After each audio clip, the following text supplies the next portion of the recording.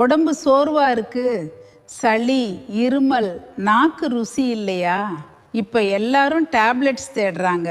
ஆனால் பாட்டி காலத்தில் சமையலே மருந்து. ஒரு தடவை இந்த மருந்து குழம்பு வச்சா உடம்பு லேசா, சாப்பாடு டபுள். இதுக்கு பெரிய செலவு எதுவும் இல்லை.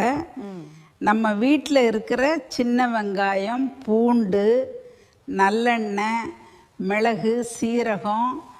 முதல்ல ஒரு வாணலில் மிளகு சீரகம் மெதுவாக வறுக்கணும். அதோட பூண்டு சேர்த்து வறுக்கவும். இது எல்லாம் சேர்த்து வாசனை வந்தால் பாதி மருந்து ரெடி. வறுக்கும் மசாலா கருக்கக்கூடாது.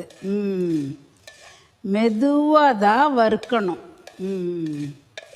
அப்போ தான் ஃபுல் பெனிஃபிட்.